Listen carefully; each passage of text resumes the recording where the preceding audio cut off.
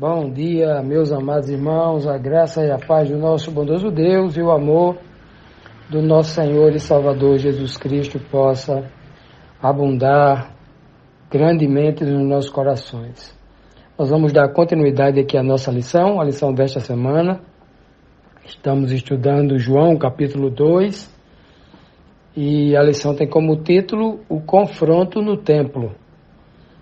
Ontem nós vimos que depois que Cristo derruba a mesa lá dos cambistas, né? Faz um chicote de cordas, né? E diz palavras de ordem que eles estavam transgredindo, né? A vontade, a palavra do Senhor, transformando o templo de Deus num lugar de um covil, né, de salteadores, a casa de oração para se encontrar com Deus, estava parecendo um comércio, né? Havia se transformado num comércio. E então, ontem, na última pergunta de ontem, os fariseus, para acreditar em Cristo, eles impõem uma condição, dizendo que Cristo fizesse um sinal ou mostrasse a ele um sinal de que ele era o verdadeiro Messias, o enviado de Deus, né? Mas o que acontece? Vamos então agora para a pergunta 7, que dá continuidade a este raciocínio. E a pergunta 7 diz assim: os judeus pediram um sinal. Que sinal deu Jesus falando em símbolos? Até porque um sinal é uma linguagem em símbolo, né?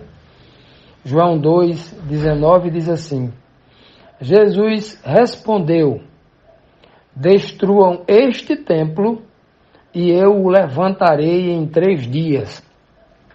Então veja que Cristo estava dando um sinal aqui para o futuro próximo, obviamente, né? Porque muito em breve eles iriam matar Jesus Cristo ao 3º dia iria ressurgir da sepultura, né? Então Cristo aqui estava dando um sinal. Ou seja, quando eu ressuscitar ao 3º dia, vocês saberão, porque vocês não acreditam em nada que eu fizer agora, né? Era mais ou menos isso a resposta de Cristo. Porque é que todos os sinais que a Bíblia fala é falando numa linguagem simbólica, né? Todos os sinais que nós encontramos na Bíblia, né? Terá por sinal, eis que uma virgem dará à luz a um menino e o seu nome será chamado Emanuel. Aí, ninguém nunca chamou Cristo de Emanuel, um sinal, uma tipologia. Emanuel quer dizer Deus está conosco, Deus é por nós, Deus se lembrou de nós, por isso ele resolveu habitar num corpo santo, né? Do seu filho na forma humana. Então a mensagem de Emanuel diria isso. Mas os que estavam presos à letra morta iriam entender mais ou menos assim, ó. Não, quando nós encontrarmos aqui uma virgem que dê à luz a um menino e o nome do menino for chamado Emanuel, aí ele sempre, né, tem essa visão muito limitada, muito preso à letra morta, nunca entende as coisas, né? Porque todo sinal na Bíblia tem essa linguagem. Então, quando a gente não presta atenção aos detalhes da Escritura Sagrada, esse tipo de falta de discernimento, né? A profecia nunca se cumpre. A palavra fica muito presa à letra morta, a assimilação, o entendimento fica muito preso à questão gramatical. Quando as coisas acontecem, se cumprem de forma espiritual, as pessoas tendem a não aceitarem, porque não conseguem enxergar a palavra espiritual, né? E então Cristo, falando do corpo dele, né, como o verdadeiro templo do Deus vivo, ele está dizendo, destruam. Até estava dizendo que eles iriam destruir. Eles iriam matar Jesus Cristo. Destruam este templo, falando dele na 3ª pessoa, e eu o levantarei em 3 dias. Esse templo será levantado, né? Os méritos que havia em Cristo Jesus, eles jamais poderiam ser... A justiça de Deus jamais permitiria que Cristo ficasse lá no túmulo, né? Por isso que Cristo disse que ele seria ressuscitado.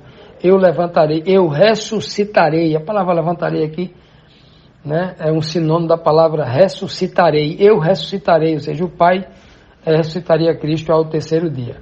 Então, quando eles souberam que Cristo havia ressuscitado ao terceiro dia, que havia aparecido para muitas pessoas, se eles estivessem atentos para esta mensagem de Cristo, a esse sinal que Cristo deu para se cumprir no futuro próximo, eles teriam crido. Mas porque não prestavam atenção à palavra de Deus, estavam ali, né, como homens superficiais, presos à letra morta, talvez quisessem que Cristo mandasse descer fogo do céu, né, ou coisa desse tipo, mas mesmo que Cristo fizesse isso, eles não acreditariam em Cristo, eles temeriam, né, eles ficariam com medo e obedeceriam por bajular a Cristo. Se Cristo mandasse descer fogo do céu, morra metade desses sacerdotes aqui, e quem não acreditar em mim, morra metade. Puf, aí matava metade, eles morrendo de medo, se ajoelhavam, iriam confessar a Cristo, mas não seriam de verdade. Eles iriam obedecer a Cristo por medo, como eles faziam com o sumo sacerdote, obedeciam por medo, por interesse financeiro.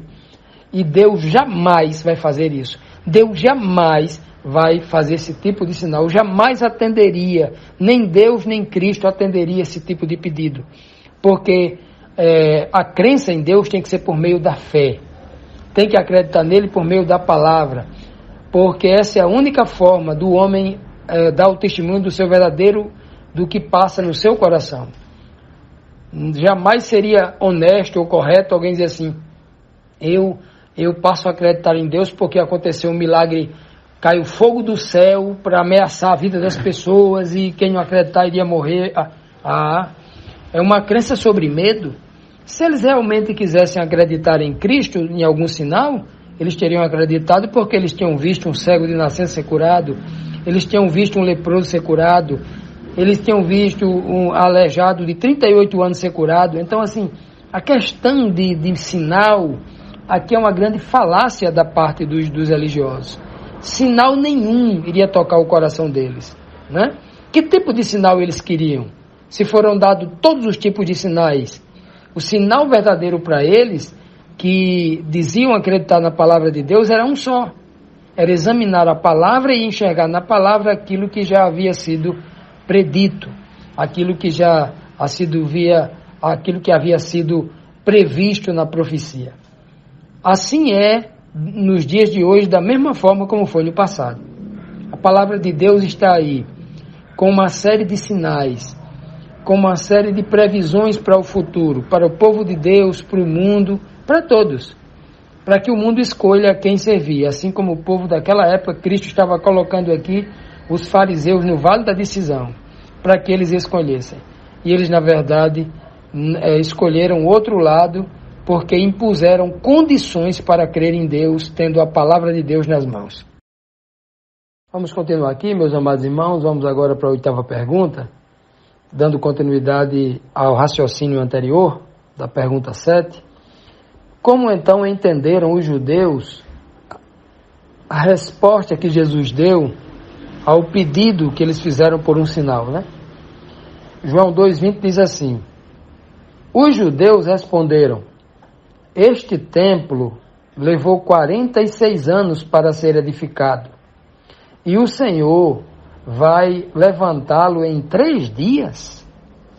Veja que a prisão aqui, que eles estavam muito presos à superfície, à coisa exterior, né? Estavam não só presos à letra morta, mas ao homem exterior, à imagem, à aparência. Parece que eles não liam o que estava escrito lá nas Escrituras Sagradas, né, que o Senhor disse pela boca de Samuel, né? Disse, olha, o Senhor não vê como o homem vê. O homem só vê a aparência, o exterior. Mas o Senhor vê o coração, o Senhor vê o homem interior. Então, eles parece que não viam isso. Então, quando Cristo falava assim, olha, derrubem este templo, Jesus Cristo jamais apontou para o templo, este templo de pedra. Ele não está falando disso. O texto não diz, se Jesus apontou para o templo de pedra e diz, derrubem este templo que eu em 3 dias reedificarei. Jesus não disse isso. Jesus não fez isso. Jesus falou, como sempre, numa linguagem enigmática, numa linguagem em parábola, numa linguagem simbólica, né? Dizendo, derrubem este templo, referindo-se a si mesmo. referindo-se ao seu corpo, o verdadeiro templo vivo de Deus. Derrubem, ou seja, derrubem no sentido de deitar. Alguém que está morto, coloca-se no chão deitado, né? Derrubem este templo. E eu garanto que em 3 dias ele será reedificado. Em 3 dias, matem o meu corpo, e em 3 dias ele será ressuscitado. Em outras palavras, Cristo estava dizendo isso. Mas eles não entenderam e disseram, olha, foi necessário 46 anos para que aquele templo fosse edificado, ou reedificado, né, que ele foi restaurado, né? 46 anos. Ou seja, foi muito tempo para construir esse templo. De certa forma, eles estavam até certo, até correto em determinado ponto, mas falando, dando testemunho contra eles mesmos. Porque durante 46 anos, enquanto aquele povo estava construindo ali, era de cada pedrinha que ele colocava no templo, assim como cada machadada, cada martelada que Noé dava na arca, ele estava anunciando o juízo do Senhor. Cada pedrinha que ele colocava naquele templo, eles estavam anunciando que o Messias estava chegando, né? Porque eles construíram o templo na confiança de que eles iam preparar o templo para a chegada do Messias. Então, eles passaram 46 anos esperando Cristo chegar, e agora ele estava na frente deles e eles estavam negando. Então, quando eles abrem a boca e foi necessário 43 anos para edificar, ele está dizendo, olha, em 46 anos a gente não conseguiu enxergar que é você, em 3 dias a gente vai enxergar que é você, o Messias.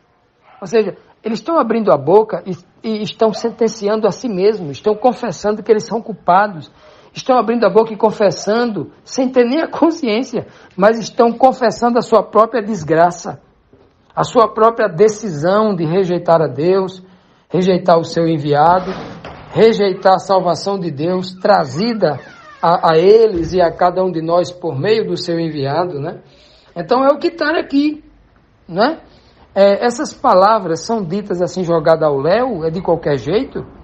Lembre-se, por exemplo, que um dia Pedro fez uma pergunta a Jesus Cristo: Mestre, quantas vezes eu devo perdoar o meu irmão? Até 7 vezes? Perguntou Pedro. Jesus falou, não só até 7, mas 70 vezes 7. Olha, 70 vezes 7 dá quanto? Dá 490. 490. Então, e não é 490 vezes, é 490 dias, é 490 anos, porque Cristo está usando ali uma alusão, fazendo uma alusão de uma profecia dada no livro de Daniel, no capítulo 9, do versículo 23 ao 27, quando o Senhor estabelece 70 semanas de anos, né, para o povo de Israel, 70 semanas de ano. E na última semana, o Messias apareceria para julgar Israel, e mais uma semana de carência ia dada para eles, né? A semana 69 para a semana 70. E ali estava, 70 semanas, quer dizer, 7 vezes 70. Ou seja, 490 anos Deus passou perdoando aquele povo. É por isso que o Senhor diz, Pedro, você tem que perdoar o seu próximo 490 vezes por dia. Sabe por quê? Porque Deus passou 490 anos perdoando esse povo. Uma paciência, uma misericórdia infindável, até inexplicável, como Deus perdoa tanto. Como Deus tem tanta misericórdia, esse povo não se emenda. Era mais ou menos isso. Então, quando este povo aqui, de forma cega, diz assim, foram necessários 46 anos, é como se ele dissesse, olha, foi necessário 46 anos a gente construindo esse templo e chorando, pedindo Messias e tal, e a gente não aprendeu, a gente vai aprender em 3 dias.